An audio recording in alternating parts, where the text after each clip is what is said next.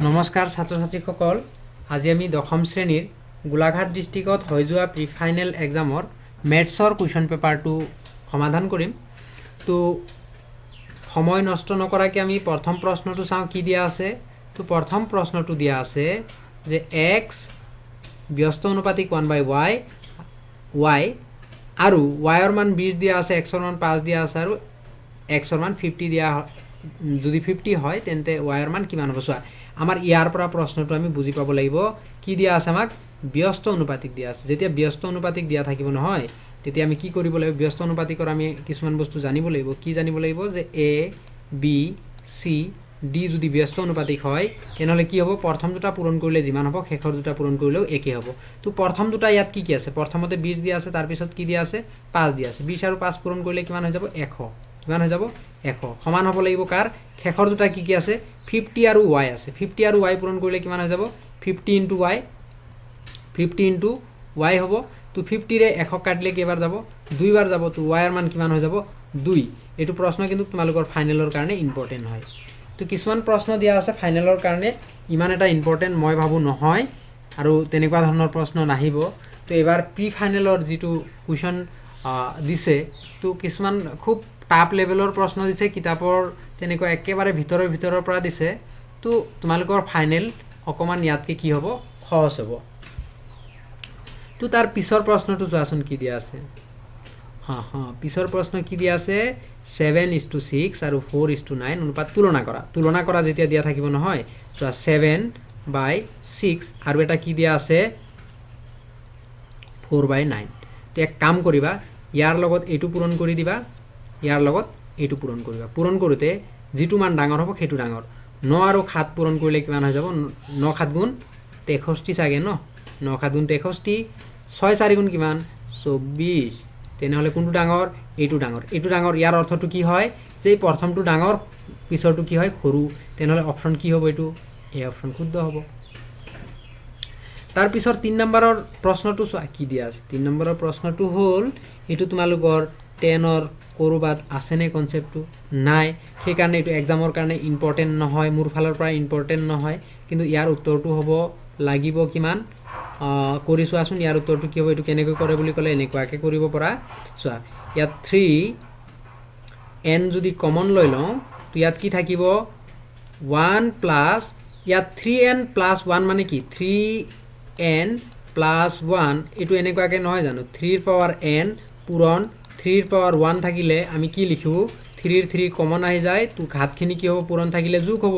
এইটো হয়নে নহয়? তেনেহ'লে 1 যদি 3n যদি ইয়াৰ পৰা আহি যায় কমন, তেনেহ'লে ইয়াত কি থাকিব 3 ৰ পাৱাৰ 1 থাকিব। তো তলতো ঠিক একেধৰণে কৰাচোন। 3n যদি কমন লৈ লওঁ ইয়াত থাকিব 3 ৰ পাৱাৰ 1 মাইনাছ ইয়াত কি থাকিল 3nটো কমন আহি গ'ল, একো নাই মানে কি আছে লাঠি এটা আছে। এইটো কাটি দিলা, কাটি দিয়াৰ পিছত কি থাকিল 1 আৰু 3 যোগ কৰিলে কিমান 4, 1 আৰু 3 যোগ কৰিলে কিমান 4, আৰু 3ৰ পৰা যদি 1 গুচি যায় কিমান থাকিব 2, 2ৰে 4ক ডিভাইড কৰিলে কিমান হ'ব 2। ইয়াৰ শুদ্ধ অপশ্যনটো কি হ'ব বি। নিশ্চয় বুজি পাইছা এইটো। তো এতিয়া কথা হ'ল 4 নম্বৰ প্ৰশ্নটো। এতিয়া 4 নম্বৰ প্ৰশ্নটো ইম্পৰ্টেণ্ট হয় আৰু কিতাপত আছে ইয়াৰ। চোৱা, ইয়াত ঘনমূল উলিয়াব লাগে 1728। তো ঘনমূলৰ নিয়মটো তোমালোকে এইটো মনত ৰাখিবা। ঘনমূল লাষ্টত 8 আছে নহয়, 8 যদি থাকে তো আমি কোনটো সংখ্যাক ঘন কৰিলে 8 পাওঁ আমি জানো। 8 2ক যদি ঘন কৰোঁ কিমান পাম 8 পাম। তাৰপিছত 3টা ইয়াৰ পৰা কাটি দিয়া। যদি আগফালে 1 থাকে সদায় কি কৰিবা, এইটো 2 আছে ইয়াৰ আগফালে 1 লগাই দিয়া। তো এইটো কি হ'ব 12ৰ ঘন। এইটো কি হ'ব 12ৰ ঘন, আৰু ইয়াৰ ঘনমূল কিমান হৈ যাব 12। তো অপশ্যন ক'ত আছে, এইটো বি অপশ্যন আছে। তো যিহেতু এক্সামৰ কাৰণে খুব কম সময় আছে, এতিয়া খুব কষ্ট কৰিব লাগিব আৰু যিমান পাৰোঁ আমি প্ৰশ্নখিনি চাব লাগিব। এতিয়াতো পঢ়া অলম'ষ্ট চবৰে প্ৰায় হৈ গৈছে। তাৰ পিছৰ প্ৰশ্নটো কি দিয়া আছে চোৱাচোন। পিছৰ প্ৰশ্নটো দিয়া আছে দুটা যোগাত্মক অখণ্ড সংখ্যা a আৰু 5 দিয়া থাকিলে এনে দুটা অদ্বিতীয় অখণ্ড সংখ্যা q আৰু r থাকিব যাতে এইটো। চ' ইয়াৰ পৰা আমি কি বুজি পাওঁ, আমাৰ যিটো আমি কিতাপত পাইছিলোঁ এই সূত্ৰটো কি আছিল, a = bq + r পাইছিলোঁ ন। বিৰ ঠাইত কি আছে 5 আছে। তো r ৰ মানটো সদায় কি হয়, r ৰ মানটো হ'ব বিতকৈ সৰু বি ইয়াত কিমান দিয়া আছে বিৰ ঠাইত কি দিয়া আছে ইয়াত 5 দিয়া আছে তো 5তকৈ সৰু হ'ব লাগিব 5তকৈ সৰু এইটো চিন 5তকৈ সৰু তাৰ পিছত 0ৰ কি হ'ব 0ৰ সমান বা 0তকৈ ডাঙৰ তেনেহলে এইটো অপচন কোড আছে চোৱা এইটো অপচন আছে আমাৰ এইটোতো হ'ব নোৱাৰে 5ৰ সমান হ'ব নোৱাৰে এইটোতো আটাই দুটাতেই সমান পোৱা নাছিলো এইটোতো হ'ব নোৱাৰে এনে নিজে নিজে কাটি যায় যদি এইটো নজনা তথাপি ওলাই যাব কাৰণ আমি জানো নহয় তো লাষ্টৰটো এইটো নাছিলে 5ৰ সমান হ'ব নোৱাৰে বি আৰৰ মান এই লাষ্টৰটোৰ সমান হ'ব নোৱাৰে লাষ্টৰটোতকৈ সদায় কি হ'ব সৰু হ'ব তো ইয়াত লাষ্টৰটো সমান দিছে এই দুটা অপচন এনেই কেনসেল ইয়াত 0ৰ সমান দিয়া নাই কাৰণ 0ৰ পৰা আৰম্ভ হয় তো 0ৰ পৰা আৰম্ভ হলে তো নহব এটো কি অপচন শুদ্ধ হ'ব বি অপচন শুদ্ধ হ'ব তার পিছৰ প্ৰশ্নটো কি দিয়া আছে তাৰ পিছৰ প্ৰশ্নটো দিয়া আছে আমাক পিছৰ প্ৰশ্নটো দিয়া আছে আমাৰ কি দিয়া আছে যে তুলনা এটো কি কৰিব দিছে তলত দিয়া অংশ দুটা মিলাই শুদ্ধ বিকল্পটো বাছি লোৱা ইফালে চোৱা ইফালে দিয়া আছে আমাক অপচন নাম্বাৰ দিয়া আছে 1 2 3 4 আৰু ইয়াৰ শুদ্ধ অপচনখিনি ইয়াত দিয়া আছে A B C D ABCD ইয়াত দিয়া আছে মই অকমান সৰু কৰি লওঁ মোক অপচনখিনি আটাইকিটা লাগিব এতিয়া হৈছে আটাইতকৈ সৰু মৌলিক সংখ্যা আৰু আটাইতকৈ সৰু যৌগিক সংখ্যাৰ গসাউ কিমান হ'ব কোৱাচোন আটাইতকৈ সৰু মৌলিক সংখ্যাটো কি হয় বাৰু 2 কি হয় 2 আটাইতকৈ সৰু যৌগিক সংখ্যাটো কি হয় 4 তো 2 আৰু 4 ৰ গসাউ কিমান হ'ব 2 হ'ব তাৰ মানে 1 ৰ লগত কোনটো শুদ্ধ হ'ব 1 ৰ লগত কোনটো শুদ্ধ হ'ব C শুদ্ধ হ'ব তো 1 ৰ লগত C অপচনত দিয়া আছে নেকি চাই লোৱাচোন 1 ৰ লগত C 1 ৰ লগত C 1 ৰ লগত C 1 ৰ লগত C 1 ৰ লগত C এটা অপচনত আছে তো আমাৰ C অপচন শুদ্ধ হৈ যাব কি হ'ব C অপচন শুদ্ধ হ'ব বাকিখিনি নাচালেও আমি কৰিব পাৰিম বাকিখিনি চোৱা আটাইতকৈ সৰু সংখ্যা যেটো √27 ক পূৰণ কৰিলে এটোতো √3 আছিল আমি এটো পাইছিলো অহা প্ৰশ্ন হয় এক্সামত তাৰ আটাইতকৈ ডাঙৰ সংখ্যা যেটো সংখ্যাৰে 70 আৰু 1 to 5 ক হৰণ কৰিলে ভাগশেষ ক্ৰমে 5 আৰু 8 থাকে এইটো ইউক্লিডৰ কলন বিধি ব্যৱহাৰ কৰিলে আমি পাম ইয়াৰ মানটো কি হ'ব 13 হ'ব তো বাকিখিনি ইয়াৰ পৰা চাই লবা তোমালোকে তো এটো C অপচন শুদ্ধ হ'ব তাৰ পিছৰটো চোৱা কি দিয়া আছে কাখৰ চিত্ৰত বহুপদ y = fx ৰ এটো দিয়া আছে এটো x axis এটো কি x axis আৰু এটো কি y axis তো আমি শূন্যৰ সংখ্যা কেনেকৈ ডিনোট কৰিছিলো y = fx হলে x অক্ষত কেটা বিন্দুত কাটিব হেকেটা শূন্য হ'ব ইয়াত x অক্ষত কাটিছে জানো এটো x অক্ষত কাটিছে এই ৰেখাটো কটা নাই তেনেহলে ইয়াত শূন্য আছে নাই শূন্য নাই এটাও শূন্য নাই তো অপচন এ টো শুদ্ধ হ'ব এটো তো এটো কি দিয়া আছে শূন্য বিশিষ্ট দ্বিঘাত বহুপদটো হল এটা দ্বিঘাত বহুপদ উলাব লাগে তো দ্বিঘাত বহুপদ উলোৱা মোৰ নিয়মটো অকমান বেলেগ মই কি কৰো দ্বিঘাত বহুপদ বনাবৰ কাৰণে প্ৰথমতে যোগফল উলাই লওঁ আলফা + বিটা আৰু এটা কি উলাই লওঁ আলফা * বিটা কাৰণ দ্বিঘাত বহুপদ ইয়াৰ পৰা সহজতে উলাব পাৰিবা ধ্যান দিয়া আলফা + বিটা কৰিলে কিমান হ'ব এই দুটা যোগ কৰিলে এইটো একেটা বস্তু এইটো প্লাসৰ এইটো মাইনাসৰ এইটো প্লাসৰ তো এই দুটাটো যোগ কৰাৰ লগে লগে গুছি যাব অকল কি থাকিব 5 আৰু 5 যোগ কৰিলে কিমান হ'ব 10 হ'ব 10 যেতিয়া 10 হ'ব যোগফলত যদি প্লাসত থাকে তেনেহলে আমাৰ যেটো বহুপদ হ'ব তাত কিন্তু মাইনাসত থাকিব যোগফল কত থাকে মাজত তেনেহলে এইটো খাত হ'ব নোৱাৰে যোগফল খাত হ'ব নোৱাৰে এটো খাত হ'ব নোৱাৰে দুটা অপচন এনেই কেনসেল হ'ল যোগফল সদায় কত থাকিব মাজত থাকিব তো মাজত থাকিলে এই দুটাটো হ'বই নোৱাৰে তেনেহলে তো এটো প্লাসত আছে এটো দটো কিহত আছে প্লাসত আছে তো মাইনাসত আহিবলৈ ইয়াত দুটাতে মাইনাস দিয়া আছে ইয়াৰ পৰা আমি একো কৰিব নোৱাৰো তাৰ পিছত এটো পূৰণ কৰিব লাগিব পূৰণ কৰোতে চোৱা তো এটো একে হৈ আছে a - b a + b আমি কি জানো a² - b² 5ক স্কয়ার কৰিলে কিমান পাম 25 পাম 25ৰ পৰা যেতিয়া এটো 3 ক স্কয়াৰ কৰিম 9 আৰু √2 আৰু √2 কিমান হৈ যাব 2 হৈ যাব 2 * 9 কিমান হ'ব 18 25ৰ পৰা 18 গলে কিমান হ'ব 25ৰ পৰা 18 গলে হ'ব খাতটো কিহত ওলাইছে যোগফল এটো প্লাসতে ওলাইছে মাইনাসত ওলোৱা নাই আৰু পূৰণ ফলত যেনেকুৱা চিন আছে ইয়াত আমাৰ বহুপদটো একেই থাকিব ইয়াত যদি প্লাস থাকে প্লাসে হ'ব মাইনাস থাকিলে কি হ'ব মাইনাসে হ'ব তেনেহলে আমাৰ ইয়াৰ শুদ্ধ অপচন কি হ'ব +7 হ'ব লাগিব তো অপচন এ টো কি হ'ব শুদ্ধ হ'ব আৰু এইটো ইম্পৰ্টেন্ট প্ৰশ্ন মানে এইটো প্ৰশ্ন আহিব বুলি নহয় এনেকুৱা ধৰণৰ প্ৰশ্ন আহিব যে এটা দ্বিঘাত বহুপদ হ'ব শূন্য দুটা দিয়া থাকিব এটা দ্বিঘাত বহুপদ হ'ব বা শূন্যৰ সমষ্টি আৰু গুণফল দিয়া থাকিব এটা দ্বিঘাত বহুপদ হ'ব তো লেটস পিছৰ প্ৰশ্নটো চোৱা তো 3x³ তো এইটো এটা ত্ৰিঘাত বহুপদ হয় ঠিক আছে 0 সমষ্টি 5/3 0 সমষ্টি বুলি ক'লে কি বুজা 0 সমষ্টি 5/3 0 সমষ্টি বুলি ক'লে ইয়াত ডাইৰেক্ট এনেকুৱাকৈ চাবা প্ৰথমটোৰে 2 নাম্বাৰটোক হৰণ কৰিব লাগিব সমষ্টি বুলি ক'লে যোগফল তাৰ মানে -b/a হয় সূত্ৰটো আমি সূত্ৰটো নাচাওঁ ইয়াত সূত্ৰ আমাক নালাগে আমি কি চাম ডাইৰেক্ট যোগফল বুলি কোৱাৰ লগে লগে দ্বিঘাত হোক ত্ৰিঘাত হোক আমি কি কৰিম প্ৰথমটোৰে 2 নাম্বাৰটো কি কৰিম দ্বিঘাত হোক ত্ৰিঘাত হোক সমষ্টি বুলি কোৱাৰ লগে লগে প্ৰথমটোৰে 2 নাম্বাৰটো কি কৰিম হৰণ কৰিম তাৰ মানে প্ৰথমটোৰে 2 নাম্বাৰটো হৰণ কৰিলে 5ক আমি কিহেৰে হৰণ কৰিব লাগিব 3ৰে হৰণ কৰিব লাগিব হয়নে 5ক আমি 3ৰে হৰণ কৰিব লাগিব আৰু সমষ্টিত চিহ্নটো চেঞ্জ হ'ব এটো মনত ৰাখিবা ইয়াত মাইনাস আছে নহয় তেনেহলে ইয়াত কি আহিব প্লাস আহিব তেনেহলে এটো তো শুদ্ধ এটো কথাটো সঁচা কথা কৈছে তাৰ পিছত 0 গুণফল 0 গুণফল বুলি ক'লে ত্ৰিঘাতৰ ক্ষেত্ৰত দেই 0 যদি গুণফল বুলি কয় নহয় প্ৰথমটোৰে শেষৰটো কি কৰিব লাগিব ডিভাইড কৰিব লাগিব প্ৰথমটোৰে শেষৰটো কি কৰিব লাগিব ডিভাইড ইয়াতো চিহ্ন চেঞ্জ হ'ব গুণফলটো কি হ'ব চিহ্ন চেঞ্জ হ'ব তো প্ৰথমটোৰে আমি কি কৰিম শেষৰটো কৰিম ডিভাইড চোৱা 3ৰে 3ক ডিভাইড কৰিলে কিমান পাম 3ৰে 3ক ডিভাইড ইয়াত যেহেতু মাইনাস আছে আৰু আমাক গুণফল খুদিছে তো এটো কি হৈ যাব মাইনাসটো প্লাস হৈ যাব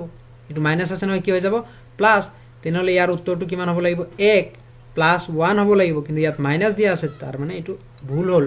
তো আমাৰ শুদ্ধ অপচন কি হ'ব p সত্য কিন্তু q অসত্য তেনেহলে আমাৰ অপচন c টো শুদ্ধ হ'ব ত্ৰিঘাতৰ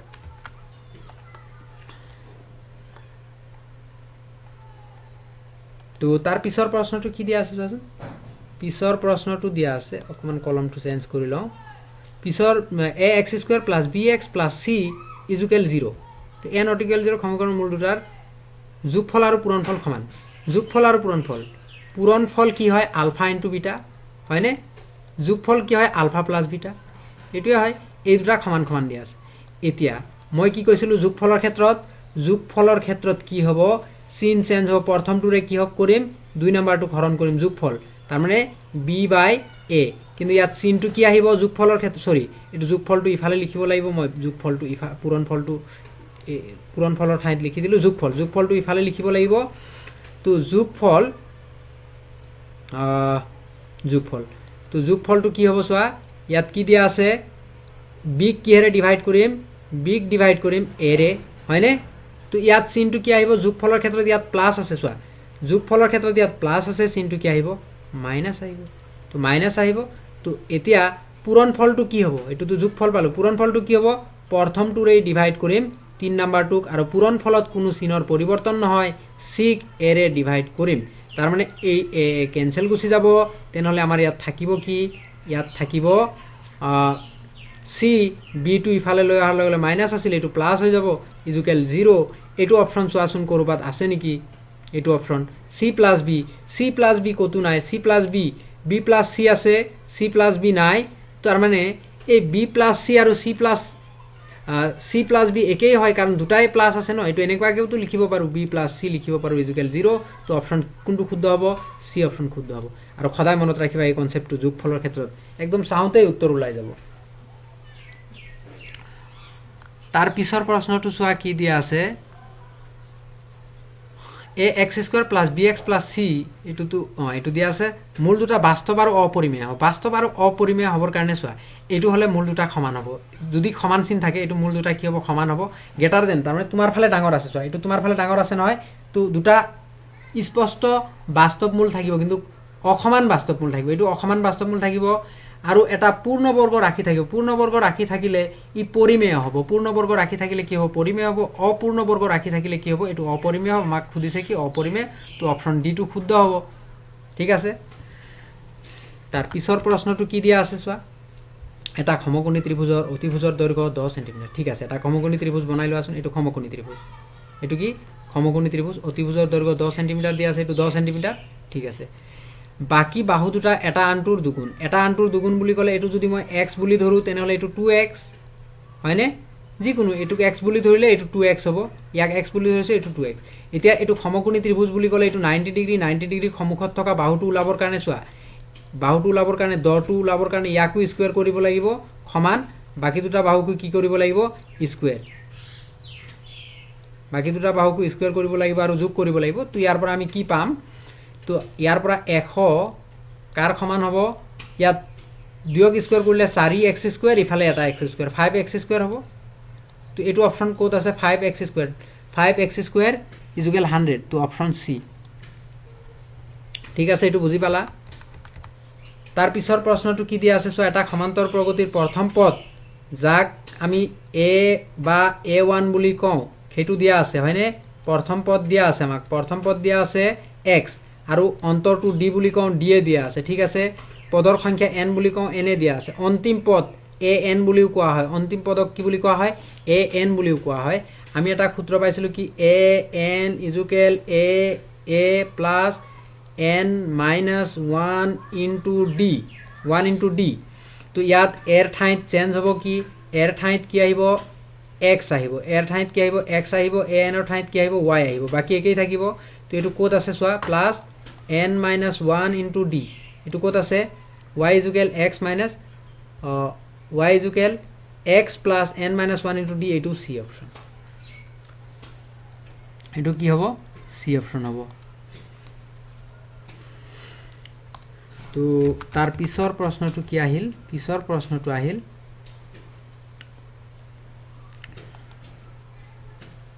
পিছৰ প্ৰশ্নটো আহিল এটা ত্ৰিভুজৰ কোন তিনটা সমান্তৰ প্ৰগতিত থাকে আৰু ক্ষেত্ৰৰ সাধাৰণ অন্তৰ 30 হ'ব লাগিব এটো প্লাসৰ 30 হ'ব লাগিব এটো মাইনাসৰ হলে নহব তেনে হলে আমি চাওঁচোন ইয়াত কোনটো পাম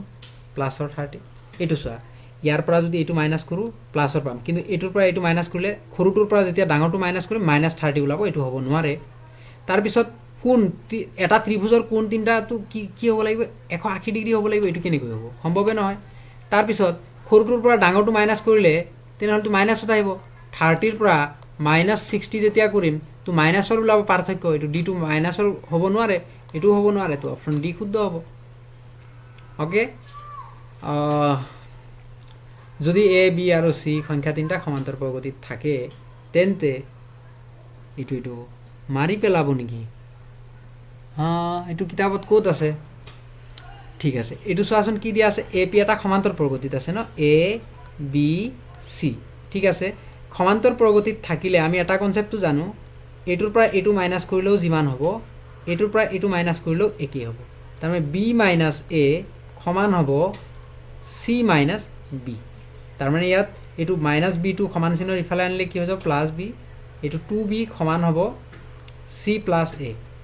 2b ঠাইত কি পাতিব পাৰিম c + a ইয়াত 2b আছে নহয় c + a পাতি দিও c + c এটো তো আগফালে মাইনাস আছে তো মাইনাস থাকিলে এই প্লাসটো কি হৈ যাব মাইনাস থাকিলে প্লাসটো কি হৈ যাব এটো মাইনাস হৈ যাব যেহেতু আগফালে মাইনাস আছে এই প্লাসটো কি হৈ যাব মাইনাস হৈ যাব ইয়াত a আহি যাব অকল এটো কৰিছো দেই অকল এটো তো এটো কৰোতে এটো c প্লাসৰ এটো মাইনাসৰ এটো -c এটো +a এটো -a ক্যান্সেল তো ইয়াত কি ওলাল 0 ওলাল ইয়াত কি ওলাল এটো 0 এটো 0 লগত এটো 0 এটো পূৰণ কৰিলে কি হ'ব 0 এটো লগত এটো পূৰণ কৰিলে কি হ'ব 0 তো উত্তৰটো কি হ'ব 0 হ'ব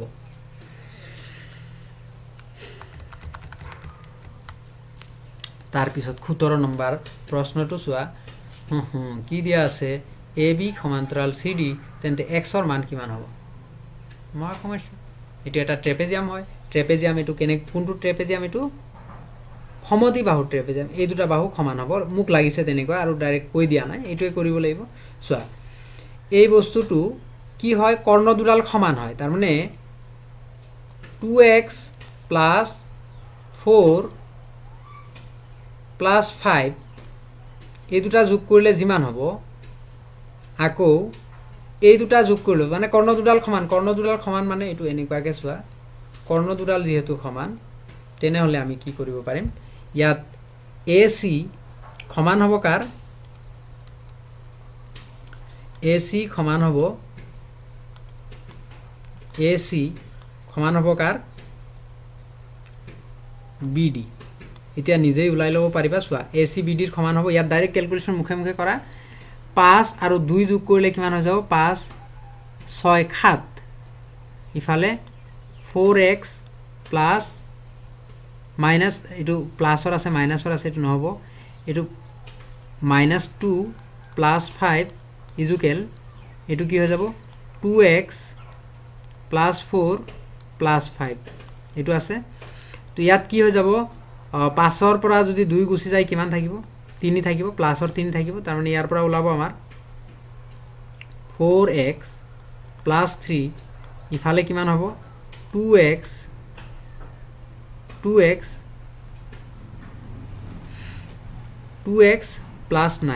2x + 9 তো ইয়াৰ পৰা দুটা x গুচি যাব ইফালে আহিলে মাইনাছ হৈ যাব 2x কাৰ সমান হৈ যাব এইটো 3টো ইফালে গ'লে মাইনাছ হৈ যাব তো 6 হ'ব x ৰ মান কিমান ওলাব 3 ওলাব x ৰ মান কিমান ওলাব 3 x ৰ মান 3 ওলাব x ৰ মান 3 ওলাল তো এতিয়া তাৰ পিছৰ প্ৰশ্নটো কি দিয়া আছে এটো এক্সামৰ কাৰণে ইমান এটা নহয়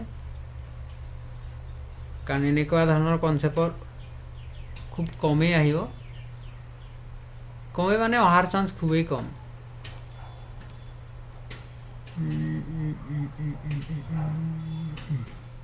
তাৰ পিছৰটো কি দিয়া আছে ABC সিমিলাৰ PQR ABC এটু দিয়া আছে ABCৰ কি দিয়া আছে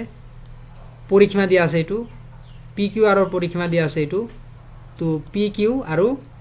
PQ দিয়া আছে ইমান AB ওলাব লাগে তো ABC প্ৰথমতে ABC দিয়া আছে নহয় ABCৰ মানটো পাতি দিম ABC 36 আৰু এটু কি 24 তো সমান হ'ব ইয়াৰ বাহু কি দিয়া আছে ABCৰ বাহু AB ওলাব লাগে তো এটু ওপৰত যাব AB কাৰণ এটু ABC ত্ৰিভুজৰ ওপৰত লিখিছো এটু ABC ত্ৰিভুজৰ পৰিসীমা ওপৰত লিখিছো AB ওপৰত PQ তলত আহিব ABৰ লগত কোনটো আছে PQ তো PQ কিমান দিয়া আছে 10 এটু কটাকটি কৰাচোন কিমান পাবা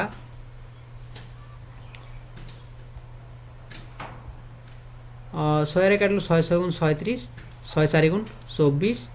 2 3 গুণ 6 2 2 গুণ 4 2 5 গুণ 10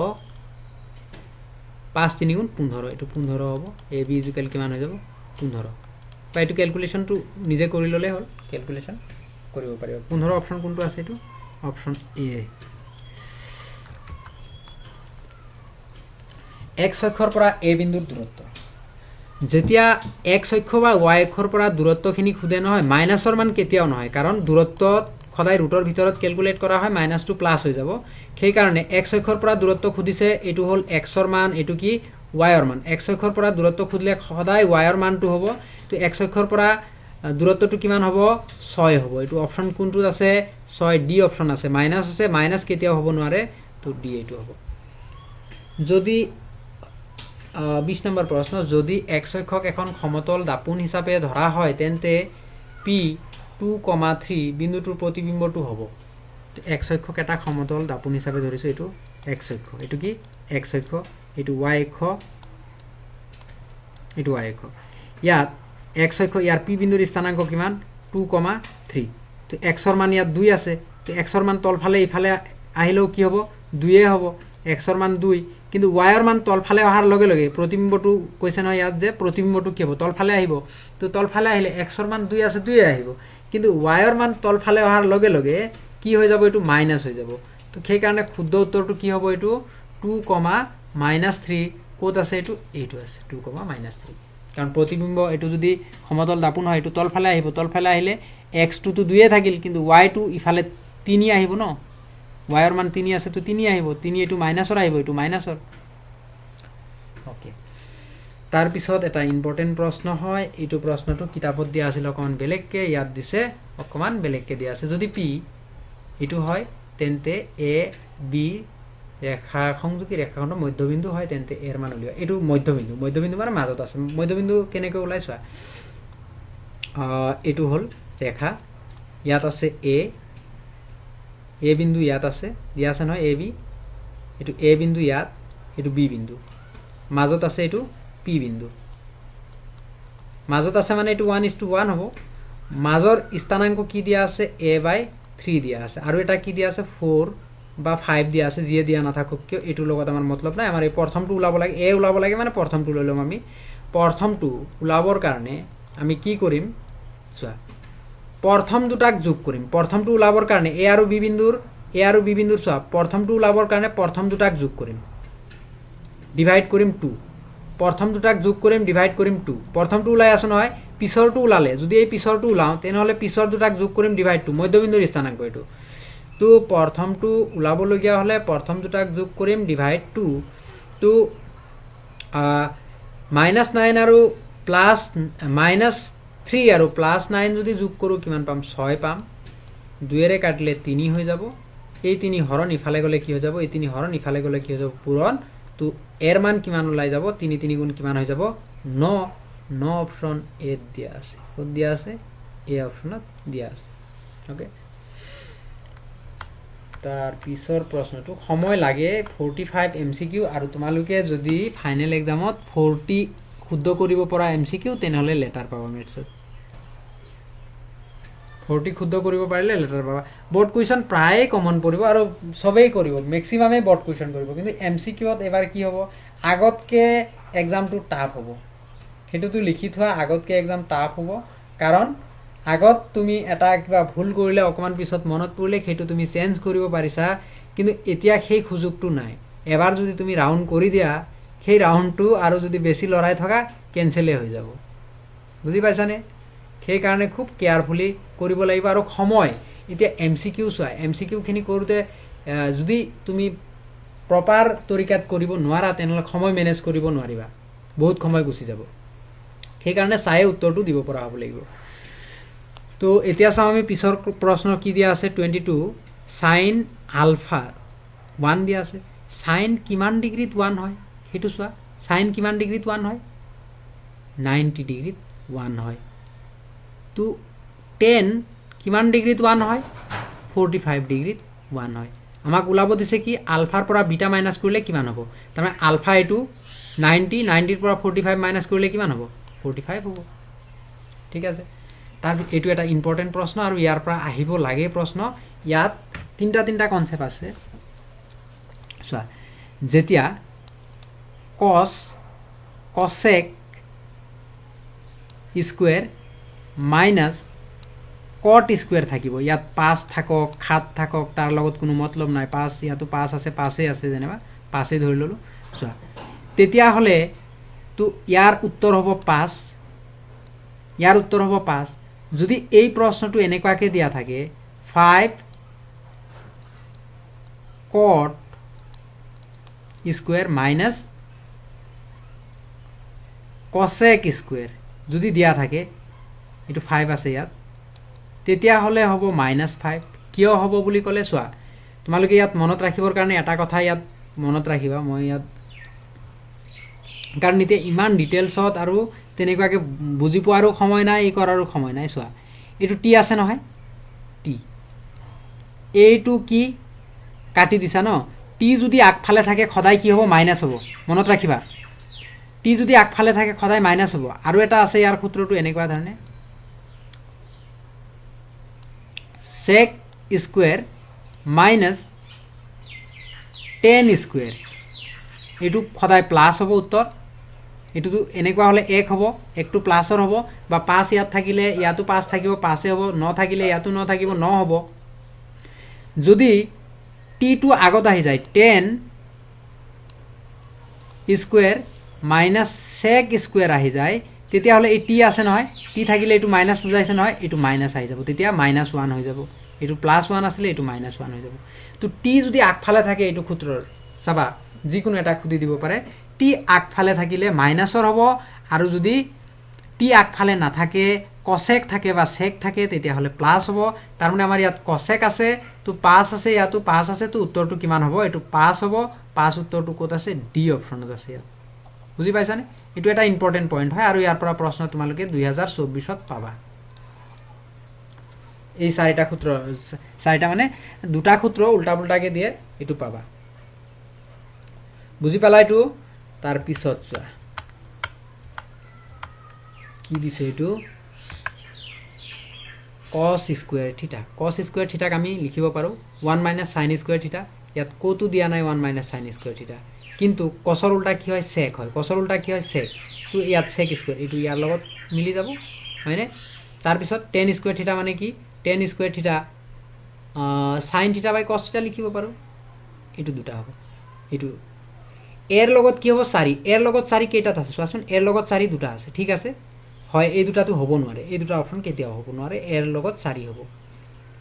তো এৰ লগত 4 দুটা অপশন আছে। তো বিৰ লগত কি আছে, বিৰ লগত 3, বিৰ লগত 3 কোনটো আছে, বি অপশনত আছে। তো এইটো শুদ্ধ অপশন, গোটেইখিনি কৰিবও নালাগে বা এইখিনি তোমালোকে চাই ল'বা, ঠিক আছে, সূত্ৰখিনি চাই ল'বা। তাৰপিছত দিয়া আছে কি, এটা বৃত্তৰ এটা বিন্দুত টনা স্পৰ্শক আৰু এটা বৃত্তৰ এটা বিন্দুত টনা এটা বিন্দুত টনা স্পৰ্শক আৰু এই বিন্দুৰ মাজেৰে যোৱা ব্যাসাৰ্ধৰ মাজৰ কোণ, এই বিন্দুৰ মাজেৰে যোৱা ব্যাসাৰ্ধৰ মাজৰ কোণ, এই বিন্দুৰ মাজেৰে যোৱা ব্যাসাৰ্ধৰ মাজৰ কোণ, এই কোণটো কিমান ডিগ্ৰী হ'ব সুধিছে, হয়নে? এই কোণটো কিমান ডিগ্ৰী হ'ব, 90 ডিগ্ৰী হ'ব।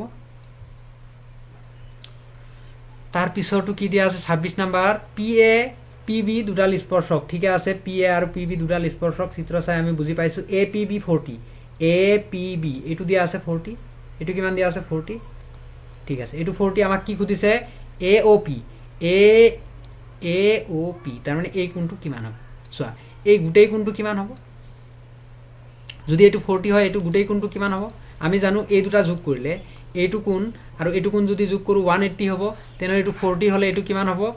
এইটো হ'ব 140 হ'ব,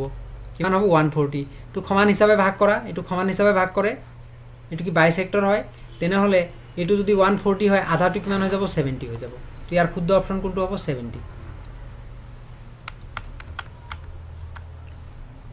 তাৰপিছত কি দিয়া আছে, এটা বিন্দু কিউৰ পৰা এটা বৃত্তৰ স্পৰ্শকডালৰ দৈৰ্ঘ্য 24 চেণ্টিমিটাৰ আৰু কেন্দ্ৰৰ পৰা কিউৰ দূৰত্ব 25 চেণ্টিমিটাৰ। এক কাম কৰিবা, 24 আৰু 25 য'ত পাবা নহয়, আৰু এটা কি হ'ব খাত হ'ব, আৰু এটা কি হ'ব খাত হ'ব, আৰু এটা কি হ'ব খাত হৈ যাব, এইটো খাত হৈ গ'ল উত্তৰ, কাৰণ ইয়াত পাইথাগোৰাছৰ উপপাদ্য লাগিব, 888 গঠন হ'ব। এক্স ব্যাসাৰ্ধযুক্ত এটা বৃত্তৰ ৱাই ডিগ্ৰী মানে কি, ডিগ্ৰী মানে কোণ, থিটা, আমি য'ত থিটা ব্যৱহাৰ কৰিছিলোঁ তাত আহিব ৱাই ডিগ্ৰী, আৰু ব্যাসাৰ্ধ য'ত আমি আৰ ধৰোঁ তাত এক্স দিয়া আছে, ঠিক আছে। কি অসুবিধা আছে, কি ওলাব দিছে, বৃত্তৰ চাপৰ দৈৰ্ঘ্য, সদায় 2 পাই, আৰৰ ঠাইত আমি কি চাব লাগিব, এক্স চাব লাগিব। 2 পাই এক্স ক'ত আছে, 2 পাই এক্স স্কুৱেৰ, এইটো হ'ব নোৱাৰে, 2 পাই এক্স এইটো আছে, এইটো আছে, কিন্তু তলত কি থাকিব লাগে 360, থিটা বাই 360 হ'ব লাগিব ন চাপৰ দৈৰ্ঘ্য। তো অপশ্যন এইটো শুদ্ধ হ'ব। ডাইৰেক্ট সূত্ৰৰ পৰা দিছে, তো সূত্ৰৰ পৰা দিলে ডাইৰেক্ট কৰিব লাগিব। এটা বৃত্তৰ, তাৰ পিছৰ প্ৰশ্ন, এটা বৃত্তৰ ব্যাসাৰ্ধ আৰু এটা সমবাহু ত্ৰিভুজৰ বাহুৰ দিশ সমান হ'লে সিহঁতৰ কালিৰ অনুপাত কি হ'ব। চোৱা এইটো কি কৈছে, যে এটা বৃত্ত ব্যাসাৰ্ধ যাক আমি আৰ বুলি কওঁ, আৰু এটা সমবাহু ত্ৰিভুজৰ বাহু সমান, তাৰমানে আৰ আৰু এইটো বাহু যদি এ বুলি ধৰোঁ তেনেহ'লে এ সমান দিয়া আছে, ইহঁতৰ কালিৰ অনুপাত কি হ'ব চোৱা। বৃত্তৰ কালিৰ সূত্ৰ কি হয়, পাই আৰ স্কুৱেৰ হয়, আৰু সমবাহু ত্ৰিভুজৰ কালিৰ সূত্ৰটো কি হয়, √3/4 এ স্কুৱেৰ। তো আমি ইয়াত এ আৰু আৰ যদি সমান হয় এই দুটা কেঞ্চেল গুচি যাব, হয়নে? তেনেহ'লে 4 ইয়াত কি হৈ আছে, হৰণ হৈ আছে, ইফালে আহিলে পূৰণ হ'ব, 4 পাই এইটো সমান বা অনুপাতো দিব পৰা √3, 4 পাই √3, অ'কে, 4 পাই √3 ক'ত আছে, 4 পাই √3 অপশ্যন এ।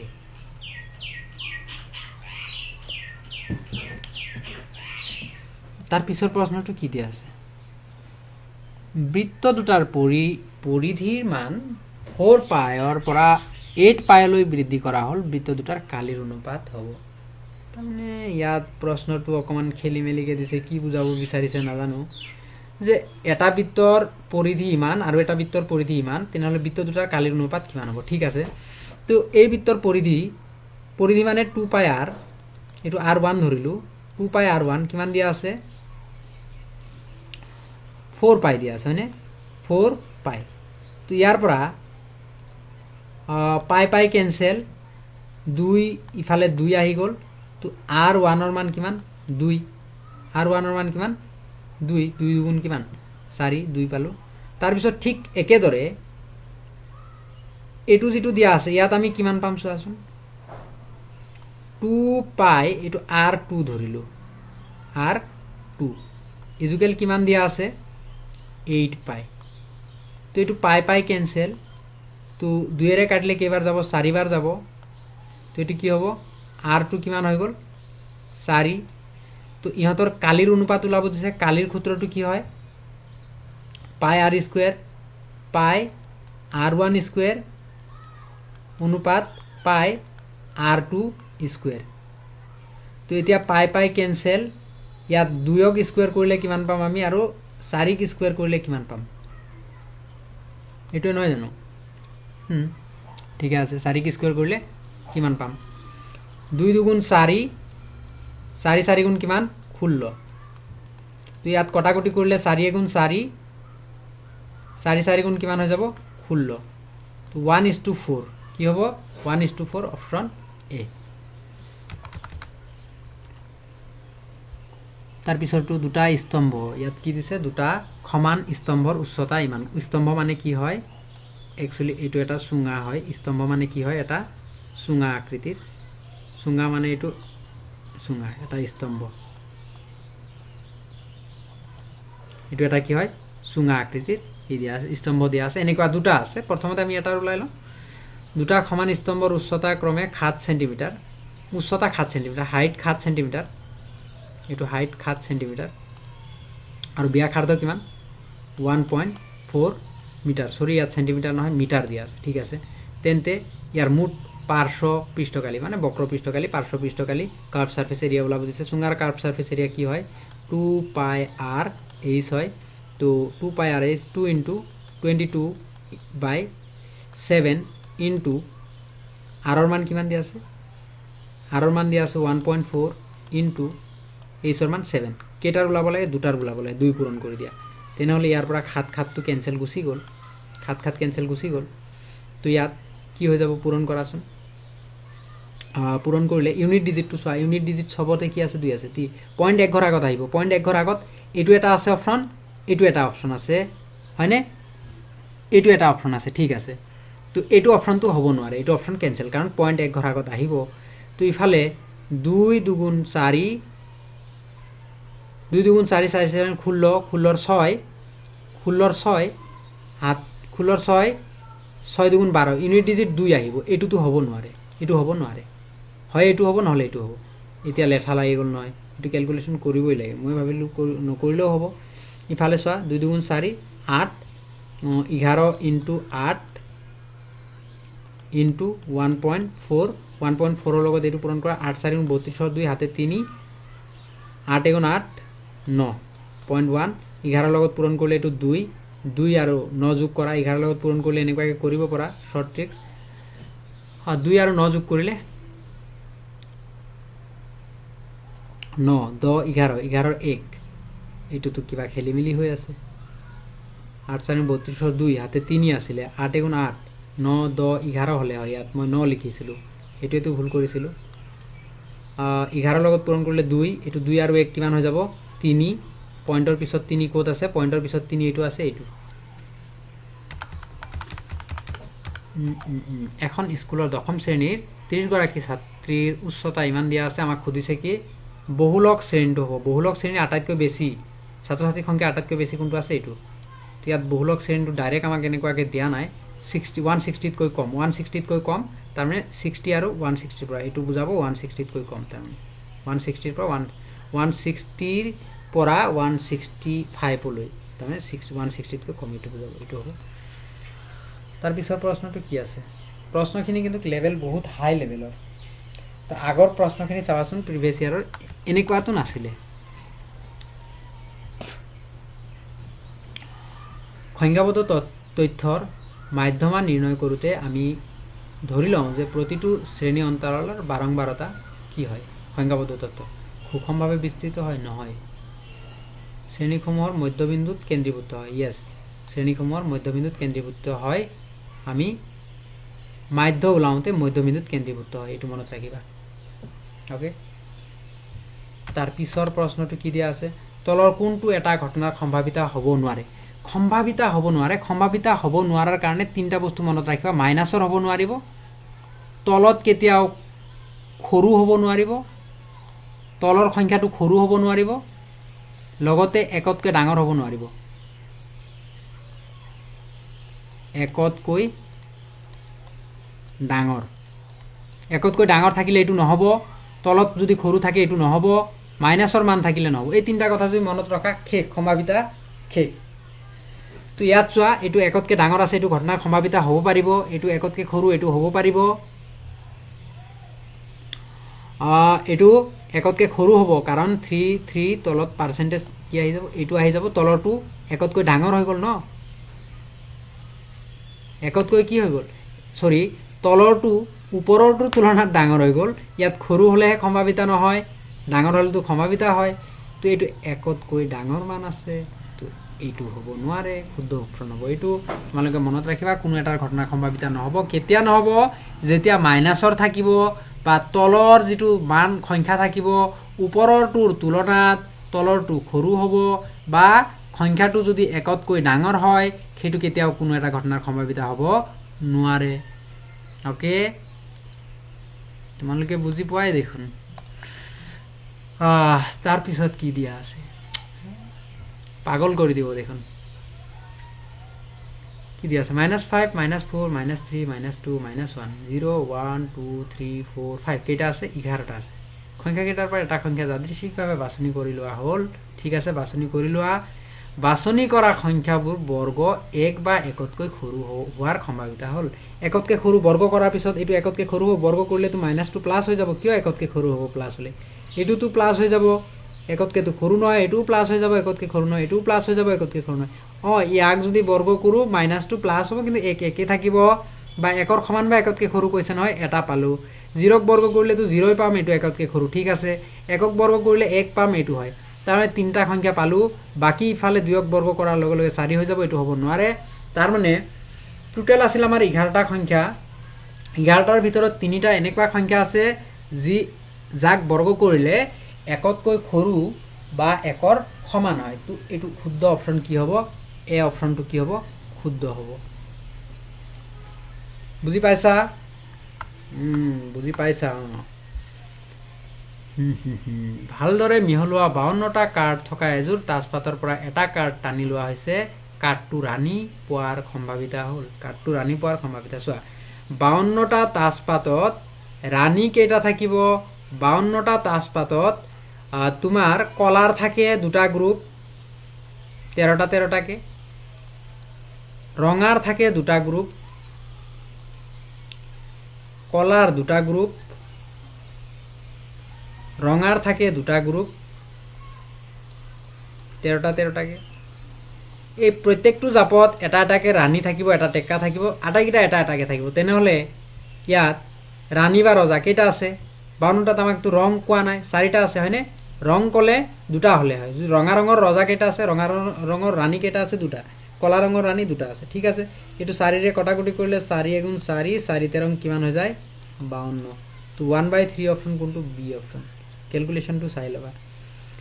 কেলকুলেশ্যন চাই ল'বা মানে মোৰ ভুলো হ'ব পাৰে, কিন্তু এইটো বস্তুটো এনেকুৱা। চিত্ৰত দিয়া গোটা আকৃতিৰ বস্তুটোৰ মুঠ পৃষ্ঠকালি কিমান হ'ব? ইয়াত গোটা আকৃতিটো কি কি আছে চোৱাচোন। এইটো এটা শংকু আছে, শংকুৰ বক্ৰ পৃষ্ঠকালি লৈ লোৱা, তাৰপিছত এইটো চুঙাৰ বক্ৰ পৃষ্ঠকালি লৈ লোৱা, পাৰ্শ্ব পৃষ্ঠকালি, বক্ৰ পৃষ্ঠকালি, কাৰ্ভ চাৰ্ফেচ এৰিয়া যি মন যায় লোৱা। এইটো কি হয়? এটা গোলক, গোলকৰ কালি πr²। এইটো এটা লৈ লোৱা। এইটো কি হয়? চুঙাৰ বক্ৰ পৃষ্ঠকালি 2πr/h। তাৰপিছত বেলনৰ শংকুৰ কি হয়? πr/l। তো এইটো ক'ত আছে চোৱা, πr/l + 2πr/h + πr²। তো অপশ্যন কোনটো শুদ্ধ? এ শুদ্ধ।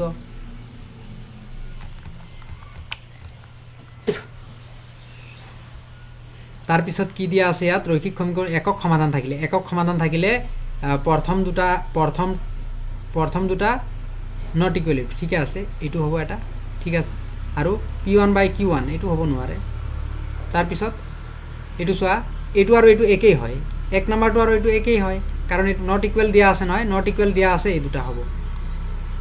একমাত্ৰ সমাধান থাকিলে নট ইকুৱেল দিয়া থাকিব, আৰু নট ইকুৱেল ইয়াত এনেকুৱা থাকিলে নহ'ব, ইয়াত এইটো হ'ব লাগিব।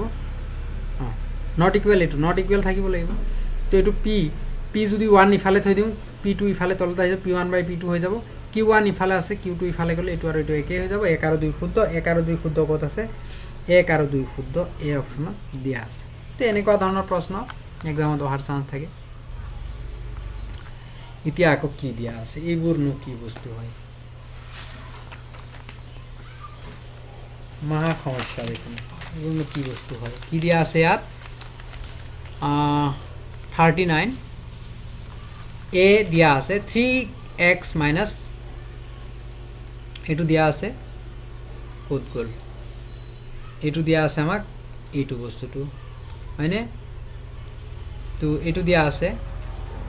3x minus y is equal 8 is equal 0 6 minus 6y is equal 16 ৰৈখিক মিলি যোৱা ৰেখা বুজালে k is equal 2 মিলি যোৱা ৰেখা বুজালে চোৱা তোমালোকে এক কাম কৰিবা লাগিলে এইটো ওপৰত এনেকুৱাকৈ লিখি ল'বা 6x minus 2k মিলি যোৱা লাষ্ট প্ৰথম দুটাই কি হ'ব নট ইকুৱেল হ'ব তো প্ৰথমটো কি আছে 6/3 ল'লোঁ is equal কি আছে k 6/3 তাৰপিছত এইটো কি আছে ky 6/3 এইটো ky এইটো কলমটো মোৰ একদম ভাল নহয়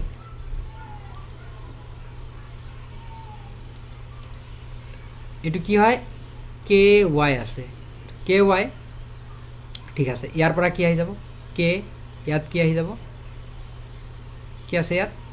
k টো কিহত আছে মাইনাছত আছে ইয়াত মাইনাছ দি দিয়া এইটো ইয়াত কি আছে তলত k এর লগত কোনটো মিলিব এইটো মিলিব -1 তো মাইনাস মাইনাস ক্যান্সেল হৈ যাব 3 গুণ 3 3 দুগুণ 6 k ইকুয়াল কিমান হৈ যাব 2 হৈ যাব তো কথাটো তো ঠিকই কৈছে যে যদি মিলি যোৱা ৰেখা হয় মিলি যোৱা ৰেখা হলে আটাইকিটা কি হ'ব সমান হ'ব নট ইকুয়াল নহয় আটাইকিটা সমান হ'ব তো ঠিকই আছে k ইকুয়াল 2 হ'ব এটো সত্য এক নম্বৰ সত্য দুই নম্বৰত কি কৈছে 3x + 2y = 2 আৰু 2x + 5y = 1 ৰৈখিক সমীকৰণজোৰ বুজোৱা ৰেখা দুডাল সমান্তৰাল হ'ব তেন্তে কেৰ মান কি হ'ব সমান্তৰাল হলে লাষ্টৰটো নট ইকুৱেল হ'ব তো লাষ্টৰটো নট ইকুৱেল হ'ব ঠিক আছে আমি যিকোনো এটা ললে হ'ল ইয়াত চোৱা কেৰ মান 15 হ'ব বুলি কৈছে ঠিক আছে ন কেৰ মান ওলাই লওঁচোন লাষ্টৰটো নট ইকুৱেল হ'ব তো ইয়াত প্ৰথম কি দিয়া আছে 3 ইয়াৰ প্ৰথমটো কি দিয়া আছে 2 এটো তলত লিখিলো ঠিক আছে তাৰ পিছত ইয়াত প্ৰথমটো কি দিয়া আছে 2 * k তাৰ পিছত কি দিয়া আছে ইয়াত 5 দিয়া আছে ওকে তো এটো যেতিয়া ক্যালকুলেশন কৰিম আমি কিমান পাম 5 3 গুণ 15 2 2 গুণ কিমান 4k 4k = 15 তো k = কিমান হৈ যাব 15/4 এটো তো সম্ভৱ নহয় কাৰণ এটো 15 দিয়া আছে আমি 15/4 4 পালো কিবা ভুল কৰিলো নেকি না ভুল কৰা নাই তো এটো ভুল হ'ব তাৰ মানে আমাৰ শুদ্ধ অপচন কি হ'ব এ সত্য কিন্তু বি অসত্য তেনেহলে এটো কি হ'ব সি অপচনটো শুদ্ধ হ'ব যদি দুডাল ৰেখা সমান্তৰাল হয় আৰু এডাল ৰেখাৰ সমীকৰণ এটো হয় তেন্তে আনডাল ৰেখাৰ সমীকৰণ কি হ'ব সমান্তৰাল হলে লাষ্টৰটো নট ইকুৱেল হ'ব লাষ্টৰটো নট ইকুৱেল চোৱা ইয়াত প্ৰথম দুটাই নট ইকুৱেল হৈ আছে তো এটোটো এটা সমাধান থাকিব এটো কি হ'ব এটা সমাধান থাকিব ইকুৱেল 40 নম্বৰ প্ৰশ্নটো যদি দুডাল ৰেখা সমান্তৰাল হয় আৰু এডাল ৰেখাৰ সমীকৰণ 3x - 2y = 5 হয় তেন্তে আনডাল ৰেখাৰ সমীকৰণ হ'ব সমান্তৰাল হ'বৰ কাৰণে লাষ্টৰটো নট ইকুৱেল হ'ব লাগিব হয়নে লাষ্টৰটো নট ইকুৱেল হ'ব লাগিব তো এটো সোৱাচোন এটোৰ লগত এটো যদি কৰা কম্পেয়াৰ কৰা এটো প্লাস এটো মাইনাস প্লাসে মাইনাসে মাইনাস আহি যাব এটো মাইনাস এটো প্লাস এটো প্লাস প্লাসে প্লাসে প্লাস আহি যাব তো এটো হৈ যাব এটা বিন্দুত কাটিব এটা বিন্দুত কাটিব সেই কাৰণে এটো তো হ'ব নোৱাৰে ঠিক তেনেকৈ এটো 3 ৰে 4 ক ডিভাইড কৰিলা এটো প্লাসে মাইনাসে মাইনাসে আহিব ঠিক আছে 3 4 গুণ 12 4 আহি যাব 2 ৰে 8 ক ডিভাইড কৰিলে 2 4 গুণ 8 মাইনাসে মাইনাসে এটো কি আহি যাব প্লাস এটো মাইনাসে প্লাসে কি আহি যাব মাইনাস তো এটো হ'ব নোৱাৰে তো সি অপচনটো চাওতে চোৱা প্লাসে মাইনাসে চিনটো কি আহিব মাইনাস তো 3 ৰে 12 ক ডিভাইড কৰিলে 4 বাৰ আকৌ মাইনাসে প্লাসে মাইনাস যদি 2 ৰে 8 ক ডিভাইড কৰা 4 বাৰ প্ৰথম দুটা ইকুৱেল হল লাষ্টৰটো চোৱাচোন 5ৰে 7ক ডিভাইড কৰিলে এইটো 4 পাবা নাপাবা তো এইটো শুদ্ধ অপশ্যন এইটো হ'ব ঠিক আছে তো 41 কি দিয়া আছে 5x minus 15y is equal 8 আৰু 3x plus 9y is equal 24/5 ৰৈখিক সমীকৰণবোৰ বুজালে লেখ দুডাল হ'ব লেখ দুডাল কেনেকুৱা হ'ব সেইটো কৈছে চোৱা এটো এনেকুৱাকে তলত লিখি দিয়াচোন 3x plus 9y বাকি পিছত চাম চোৱা এটো প্লাসে প্লাসে কি হ'ব প্লাস এটো প্লাসে মাইনাসে এটো মাইনাসে প্লাসে প্লাসে মাইনাসে কি হ'ব মাইনাস মাইনাস আৰু প্লাস একে হয়নে নহয় তো তেনে হলে এটো কি হ'ব এটা বিন্দুত কাটিব প্ৰথম দুটাই যদি নিমিলে তেনে হলে কেটা বিন্দুত কাটিব এটা বিন্দুত কাটিব অপচন ডি শুদ্ধ তাৰ পিছত দিয়া আছে 42 ৰ পৰা 45 উক্তি এৰ এ আৰু কাৰণ আৰৰ প্ৰশ্ন দিয়া হৈছে প্ৰশ্নসমূহৰ বাবে তলত দিয়া এ বি সি আৰু ডি বিকল্পৰ মাজৰ পৰা শুদ্ধটো বাছি উলিয়া সো এইটো চাওঁতে অকমান পাজল লগা তেনেকুৱা হয় নহয় ভালকে চাবা একেবাৰে সহজ আৰু টান নহয় ভালকে চাব লাগিব অকমান সময় দিব লাগিব কাৰণ এনেকুৱা ধৰণৰ প্ৰশ্ন আহিব এ আৰু আৰ দুইটা সত্য হলে কি হ'ব এ আৰু আৰ দুটাই সত্য আৰু আৰ যদি এৰ ব্যাখ্যা হয় তো আৰ এৰ যদি ব্যাখ্যা হয় তেনে হলে এ মাৰিব লাগিব এ আৰু আৰ দুটাই সত্য কিন্তু আৰ যদি এৰ ব্যাখ্যা নহয় তে হলে বি মাৰিব লাগিব এ সত্য কিন্তু আৰ অসত্য হলে সি মাৰিব লাগিব ডি নম্বৰ এ অসত্য কিন্তু আৰ যদি সত্য হয় তেনে হলে ডি অপচন মাৰিব লাগিব তো উক্তি 42 ত কি দিয়া আছে উক্তি এ ত কি দিয়া আছে যদি দুটা গোলকৰ আয়তনৰ অনুপাত সদায় মনত ৰাখিবা আয়তনৰ অনুপাত মানে r কিউব আয়তনৰ অনুপাত মানে কি r কিউব এটো কিউবৰ মান দিয়া আছে ঠিক আছে তো r ৰ মান কি হ'ব r ৰ মান এটা কি হ'ব 4 হ'ব আৰু এটোৰ কাৰণে r ৰ মান কি হ'ব 3 হ'ব হয়নে তো আৰু পৃষ্ঠকালি বুলি কলে r স্কয়ার পৃষ্ঠকালি বুলি কলে কি হ'ব r স্কয়ার তেনে হলে 4 কি স্কয়ার কৰিলে 16 হ'ব লাগিব 3 কি স্কয়াৰ কৰিলে 9 হ'ব লাগিব তো এটো পৃষ্ঠকালি বুলি কৈছে এটো তো r দিয়া আছে তো এটো তো ভুল দিয়া আছে উক্তি এটো শুদ্ধ নহয় তো তাৰ পিছত কাৰণ কি দিয়া আছে যদি দুটা গোলকৰ পৃষ্ঠকালিৰ অনুপাত ইমান হয় পৃষ্ঠকালি মানে r স্কয়াৰৰ অনুপাত ইমান হয় তেন্তে কিহতৰ আয়তন অনুপাত কি হ'ব এটো সঁচা কথা r স্কয়াৰৰ মান যদি এটো হয় কিউবৰ মান এটো হ'ব তাৰ মানে r2 শুদ্ধ এ অশুদ্ধ অপশন কি হ'ব আমাৰ অপশন হ'ব ডি সৰি ইয়েস অপশন হ'ব ডি অপশন ডি হ'ব কাৰণ এ অসত্য কিন্তু r সত্য অপশন ডি অপশন ডি হ'ব তাৰ পিছৰ প্ৰশ্নটো কি দিয়া আছে চোৱা পিছৰ প্ৰশ্নটো কি দিয়া আছে পিছৰ প্ৰশ্নটো দিয়া আছে আমাক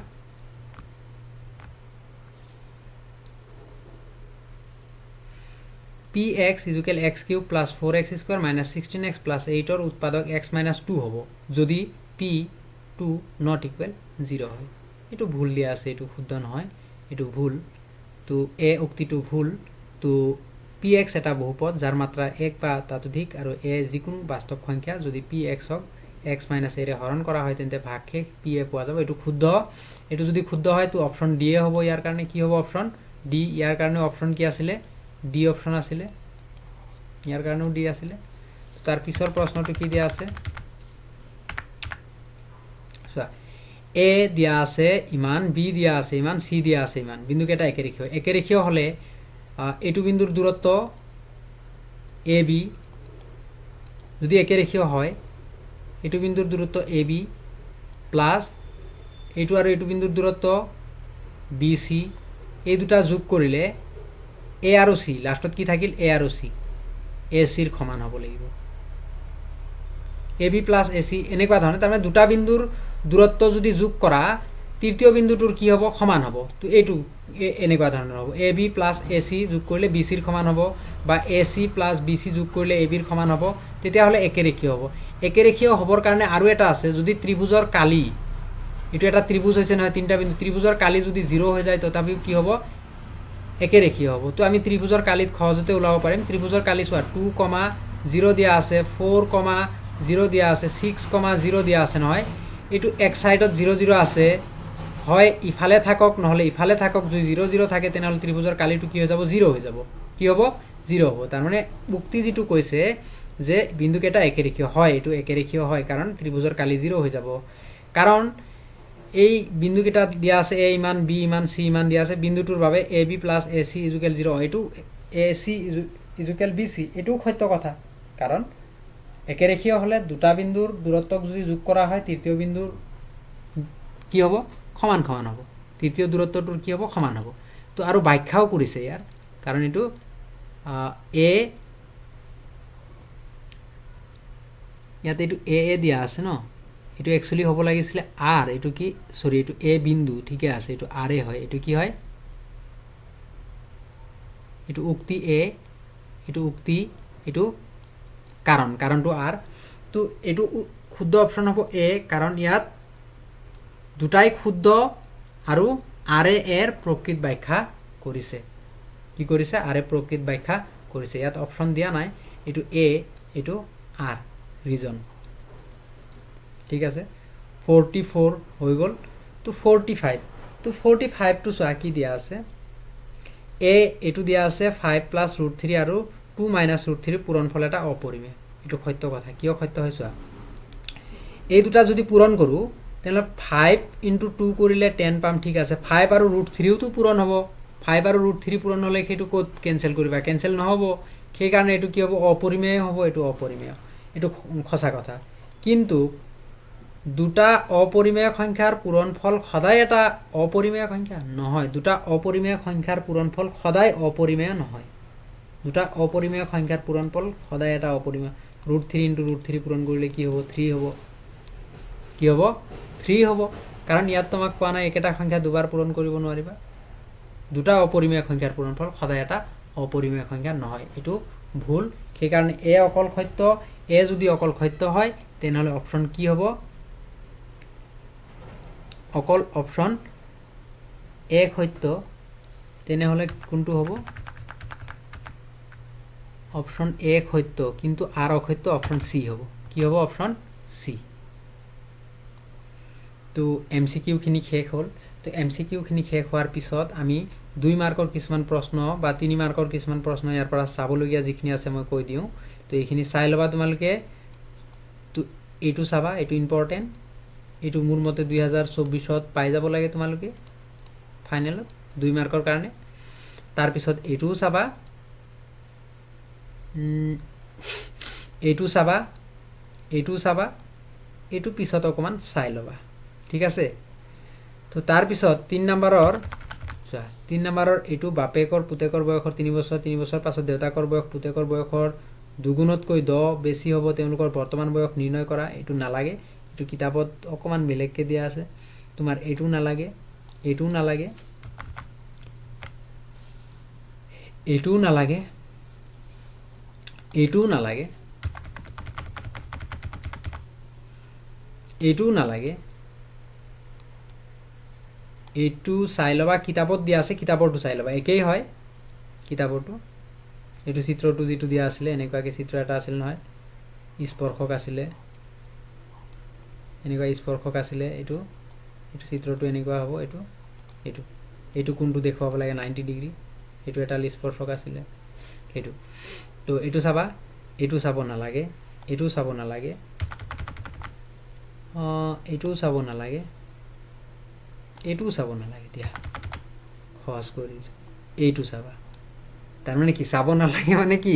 মোৰ ফালৰ পৰা নালাগে তোমালোকে চালে চোৱা আটাইকিটা চোৱা কিন্তু মই যিখিনি চিন মাৰি দিছো এইখিনি